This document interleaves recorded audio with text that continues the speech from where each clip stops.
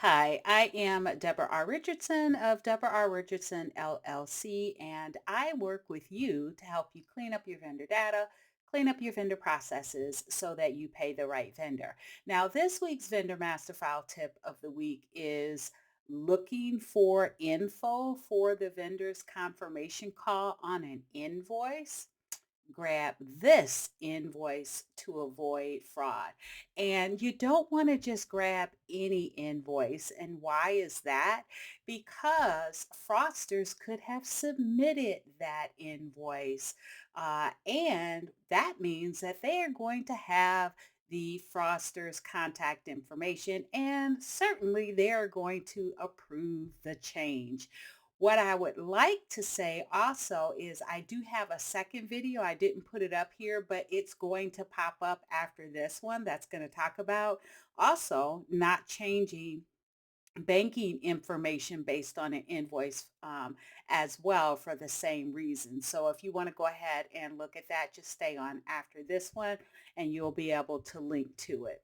Now, if you're not going to grab it from just any invoice, what invoice are you going to grab it from? And let me just say, you may need to find some creative ways to get vendors in contact information because I've met with lots of practitioners at in-person conferences or people send me emails or questions because it's getting harder and harder to find these vendors contact information to confirm banking information because they're trying to prevent fraud too, and so they're taking that information off of their website, right? And that's if you get to their website and not a spoofed website.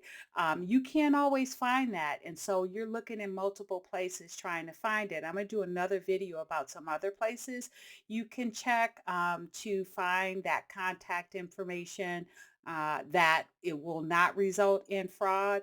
But this is the first one. And so you want to make sure you're not grabbing just any invoice. What invoice you want to grab is an invoice that is shown as paid on a vendor statement. So you know how if you make a fraudulent payment, you may not find out until the vendor identifies that it hasn't been paid, and then they're going to call up and follow up on it. Well, if you take a statement, and you might have to take a statement or two, depending on what the vendor statement is like, uh, where you would have to look at one statement and then see an invoice on that statement, and then look at a future statement or a subsequent statement and see that the invoice is gone. Some statements will identify what was paid and maybe you only need one.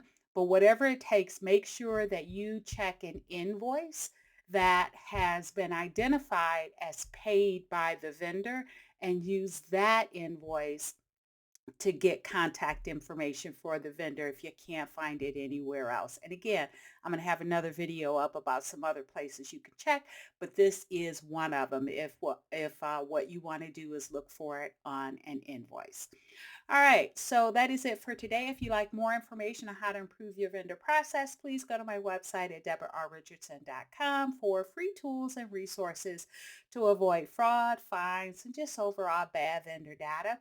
Now, if you'd like over 116 annual hours of training for your vendor team, check out the Vendor Process Training Center at training.deborarrichardson.com.